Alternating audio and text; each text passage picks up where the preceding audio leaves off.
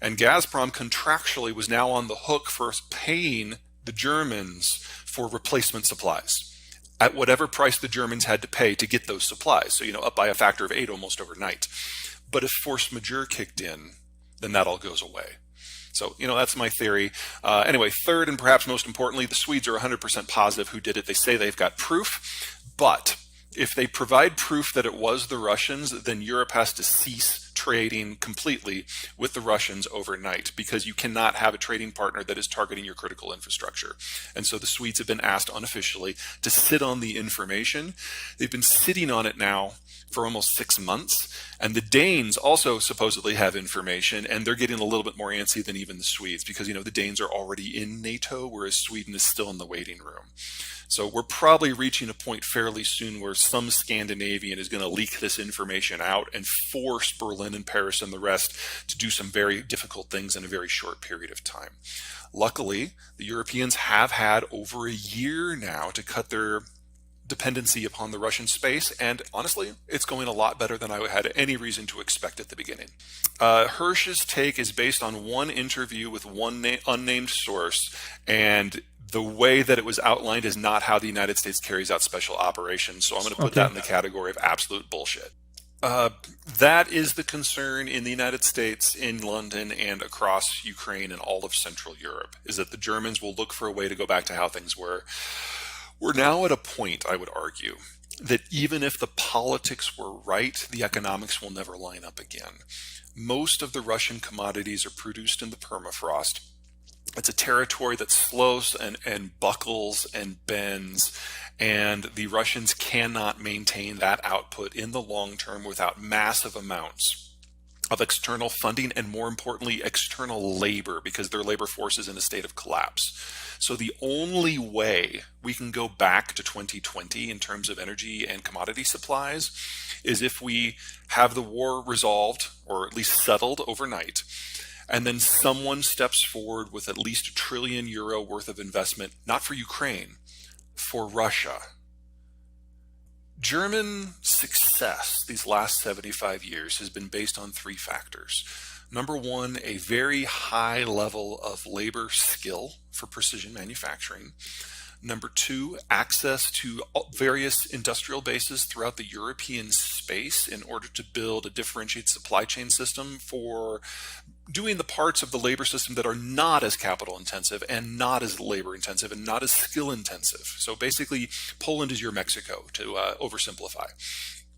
And then third, a globalized system that allows the Germans to access low-cost, high-reliability imported raw materials, especially energy, but also end markets that can absorb all of this product, because the Germans produce significantly more product than they could ever consume, not just in Europe, not just at home, but in Europe as well. All 3 of those pillars are now gone. The German population has been aging for decades, and this was always going to be the decade that the bulge in the German population moves from the 50s and early 60s into mass retirement. So the labor force is no longer there. Second, the European system, that differentiated supply chain, most of the countries that Germany has integrated with have demographics that are just as bad. So Poland is actually aging faster than Germany. They're just a little bit younger.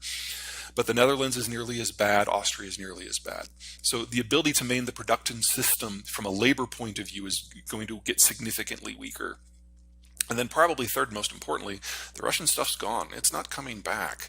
And as we've seen in the United States, people around the world are celebrating that it's Joe Biden and not Donald Trump. But with the exception, the one exception of Airbus, Boeing, that's spat. That one has been put to the side, partially resolved. With the exception of that, every trade dispute that Donald Trump initiated, Biden has doubled and tripled down on, and he's now putting industrial policy in the mix for the first time in the United States since the 1940s. And this means that the United States is no longer interested at all in maintaining the globalized system. The deal that made globalization work was that we will patrol the ocean so that anyone can trade with anyone and access anything, and we will leave our markets open if you let us write your security policies to fight the Soviets. You may have noticed in all of the deal making that the Biden administration has done around the world, and especially in Europe, that's not the deal anymore. All the security agreements are purely bilateral. There are no economic hangers on. And Biden is taking the American economy home and basically shutting its doors to one region after another, and that includes Europe as well. And that leaves Germany with China. And if you think that your dependence upon Russia has generated some interesting geopolitical exposure, just wait till we get to a real argument between the Chinese and the Americans. Sure. Let me start by saying I do consider myself a green. Unfortunately, I'm also a green that can do basic math, and that means a lot of the greens just don't invite me to their parties. Okay, we've got lots of issues, but let's focus on the big three. There's an understanding in the world of environmental energy that you only put up wind turbines in places where the wind blows fairly strongly. There is not an understanding in the green community that you only put up solar panels in places where the sun shines brightly. So the location of these things really matters. Now, I live at roughly 2,300 meters in the highlands above what used to be called the Great American Desert in Colorado. That means that my solar panels generate 7 times as much electricity as the same panels would in Berlin. That means I'm in one of the world's best solar zones, and Berlin is in almost the world's worst. And if you're going to put up 7 times as much paneling in order to generate the same amount of electricity, you have now generated so much carbon by putting up those panels that you will never be able to generate enough electricity to pay down the carbon debt, much less the economic debt. It's just not a good geography for that technology. So that's problem one. Most of the population of the world lives in a place that is much more similar to Berlin than Denver, unfortunately. Number two, if we are serious about doing the green transition in its current form with the current technologies that we have, then we need more materials than we currently have, and we have to be able to process them. So in terms of volume, we need 10 times as much nickel, 18 times as much graphite, probably 3 times as much copper, and we need it all by 2030. We have never doubled the volume of any industrial material in human history, if it's something that we already had in use, ever. And we now need to do this and then some for 11 different materials. That is not physically possible. And then there's a processing issue. Right now, it depends, it varies wildly based on the material. Roughly 3/4 of the processing of these 11 different materials is done in either Russia or China. We're going to lose the Russia stuff in total because of economic breakdown. And in my opinion, we're going to lose a lot of the Chinese stuff due to political breakdown.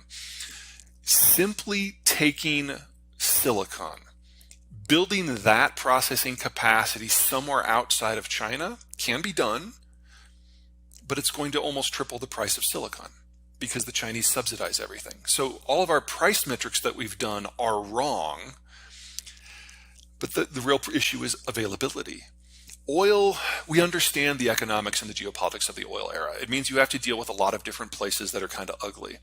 But if we want to do the energy transition, not only do we have to deal with a lot more places that are ugly, there's not enough for everyone. One of the great parts of globalization is the United States kept the world's petroleum market open for everyone. We didn't get involved in the Middle East because we thought it was fun. We didn't even get involved in the Middle East because we needed the crude. We got our crude from North America. We did it for Germany and France and Italy and Korea and Japan and even China. We kept the world's energy flowing because that was part of the globalization deal.